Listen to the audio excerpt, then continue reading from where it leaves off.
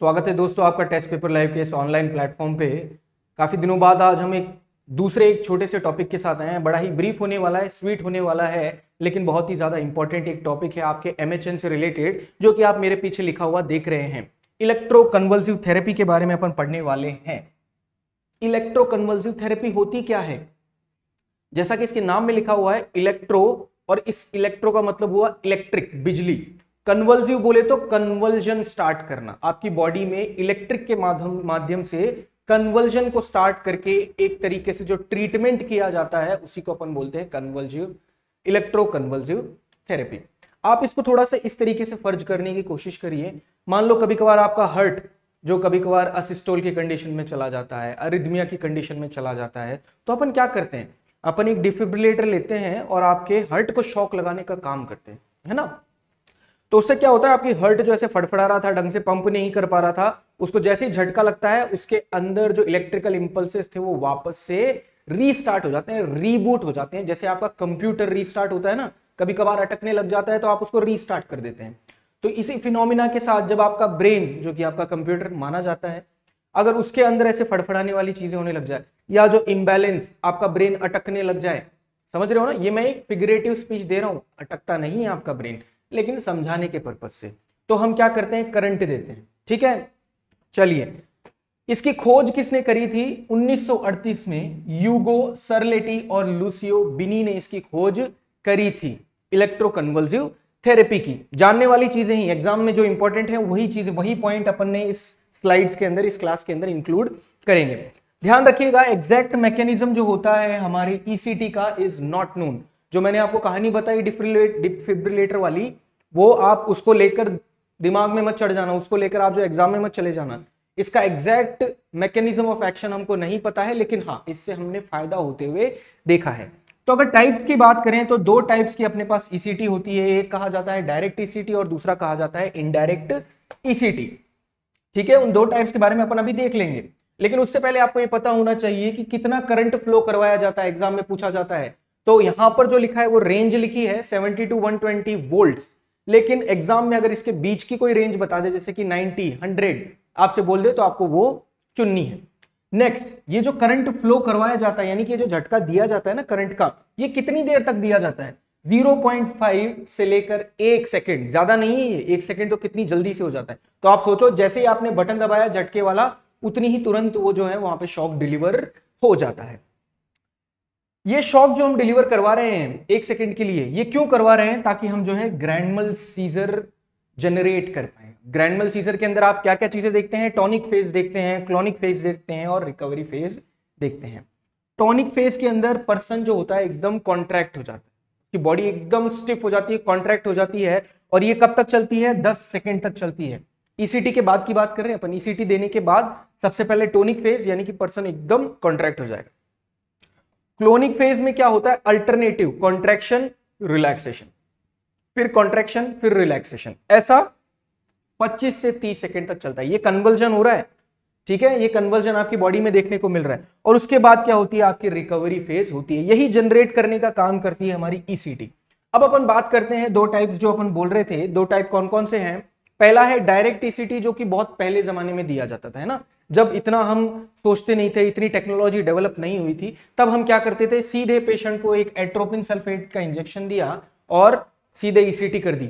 कोई muscle relaxant नहीं दिया है, कोई एनेस्थेशिया नहीं दिया है, यानी कि इस कंडीशन में पर्सन जो होता है फील कर लेता है कि उसको झटका लगा है, करंट का झटका लगा है, ऐसा उसको फील हो जाता है। तो ये बहुत पुराने जमाने में दी जाती थी। आजकल इसका यूज बंद कर दिया गया है। आजकल अपन मॉडिफाइड ईसीटी देते हैं।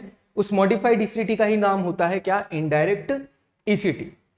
ए मॉडिफाइड फॉर्म इंक्लूडिंग एनेस्थीसिया, जिसके अंदर अपन एनेस्थीसिया देते हैं पेशेंट को, मसल रिलैक्सेंट भी देते हैं और जरूरत पड़ने पे ऑक्सीजन भी देते हैं। ठीक है, तो इसका प्रोसीजर कैसा होता है वो आपको पता होना चाहिए। सबसे पहले तो आप एनबीएम रखेंगे दोनों के अंदर, डायरेक्ट और इनडायरेक्ट के अंदर। पेशेंट को अगर आपको ईसीटी देना है और सुबह आप शेड्यूल कर लो कि सुबह जो है ईसीटी देना है, तो अपने आप रात के खाने के बाद सुबह का टाइम कम से कम आपको 6 घंटे का नथिंग बाय माउथ मिल जाएगा।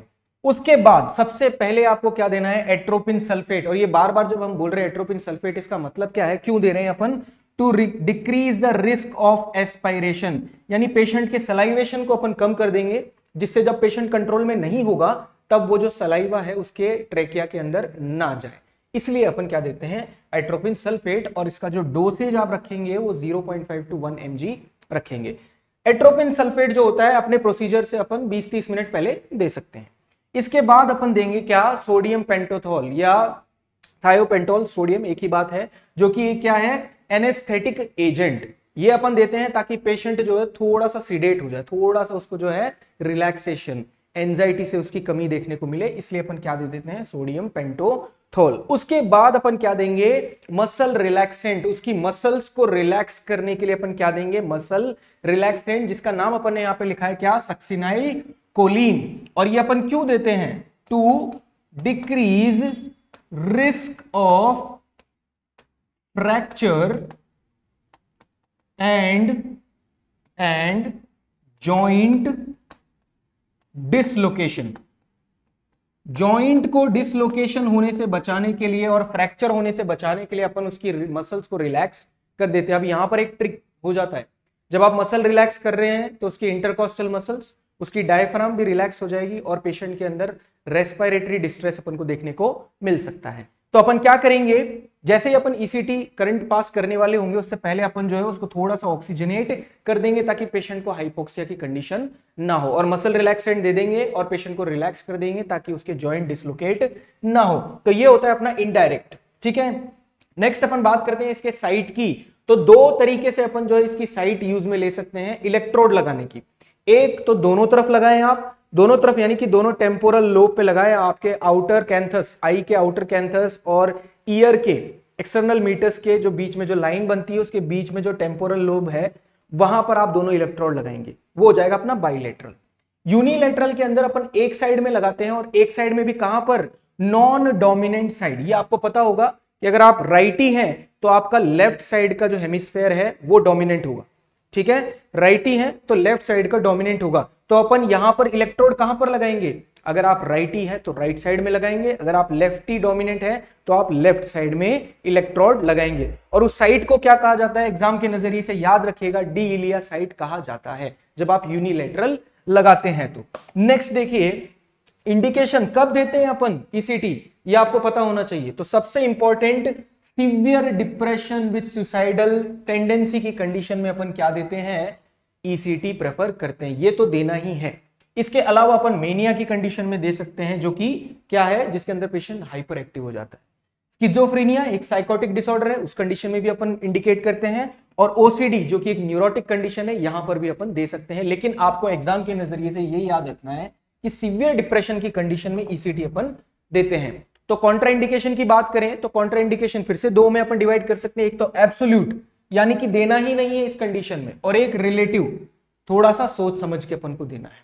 तो आप बिल्कुल भी ईसीटी नहीं देंगे, कब, जब पेशेंट का इंट्राक्रेनियल प्रेशर बढ़ा हुआ हो, ब्रेन ट्यूमर जैसी कंडीशन हो, ट्यूमर बना हुआ उसके ब्रेन में, या ग्लूकोमा की कंडीशन में भी आपका क्या होता है, आईसीपी बढ़ा हुआ होता है। तो इस कंडीशन में अपन को देना ही नहीं है, बिल्कुल ही नहीं देना है। लेकिन प्रेगनेंसी, फ्रैक्चर और हिस्ट्री ऑफ कार्डियोवैस्कुलर डिजीज की कंडीशन में जैसा फिजिशियन सही समझेगा वैसा वो वहां पर डिसीजन लेगा। तो ये अपन एक छोटी सी बात करी थी ईसीटी के बारे में। इसको अगर आपको इस क्लास में लगता है कुछ कम है, आपको मैं रेकमेंड करूंगा आप ईसीटी को और थोड़ा डिटेल में जाके पढ़े, बहुत इंपॉर्टेंट है और बहुत सारे क्वेश्चन इससे बनकर आते हैं। होपफुली अब तक जो पढ़ाया वो आपको समझ में आया होगा। पढ़ते रहिएगा, तैयारी करते रहिएगा। मिलेंगे अपन अपने नेक्स्ट वीडियो में, तब तक के लिए थैंक यू।